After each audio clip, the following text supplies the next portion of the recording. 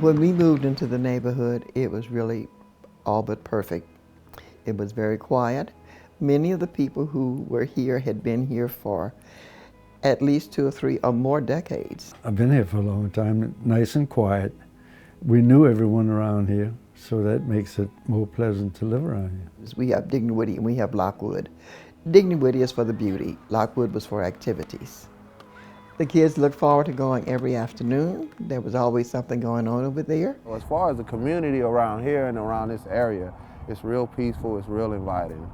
It's like home. It feels like a real neighborhood. It feels like a neighborhood out of a historical novel because it has pretty much what America represents. The whole place is just steeped in history.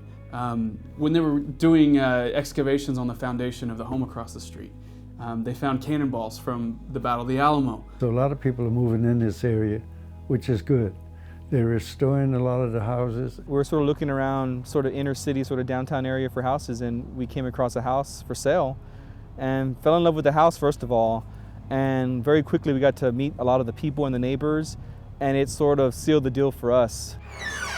You'll find every type of person trying to create a life. There's retirees, there's young professionals, there's people that are so involved in the neighborhood. It's inspired us to do things. It's served as a kind of bridge between San Antonio's past and its very bright future. You know, you can see the Hayes Street Bridge and you can see the Alamo Brewery and you can see all of downtown from these areas, and I don't think there's anything like that in the rest of San Antonio. However, I wish there was something more for people with families.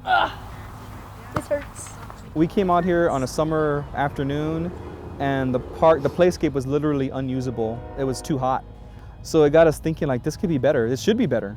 Kids need a space that they can play and take risks and climb things and just have fun, and you could see that that's not here. That's the big thing that's missing here. A lot of the kids here in the neighborhood, they're lower income families. They don't have a park they can discover and play in and explore in. You don't have any place to sit now but in the very center. And who wants to sit on a wall? Youngsters, yeah. But senior citizens can't afford to do this. They should really upgrade it because it's old, it's been there for a long time, and kids are just tired of playing with the same old thing. They want something new. Sometimes we don't know what to expect when we go to Lockwood Park. We've run across people who are sleeping outside.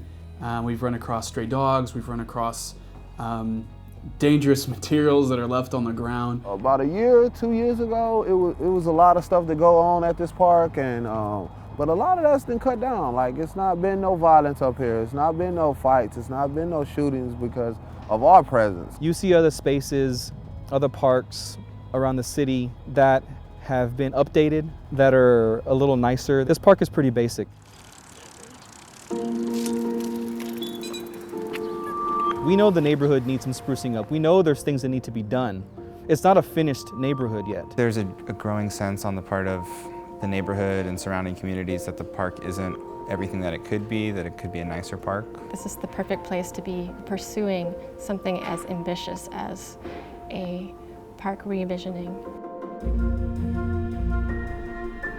So there's a community redesign in the works of Dignowity and Lockwood parks. The scope of this project is really quite simple. It's to facilitate a process that allows the community to redefine the park for itself. We're helping people with different opinions talk to one another in a productive and respectful way. And we're bringing our design skill set to bear on the problem of park design. It doesn't quite belong to any single firm. Our team's comprised of architects, landscape architects, parents, teachers, and community leaders. I'd say right now we're at an early conceptual stage, which means that the design is very fluid, it's changing frequently.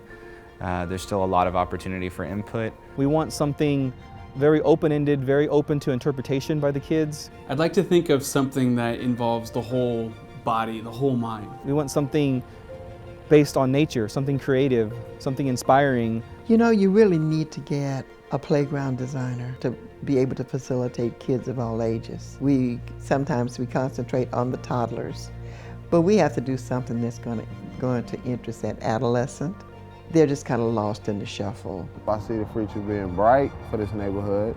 I like the direction that it's headed, and because I know where it came from. The best thing in the world is what's happening. There is somebody who cares.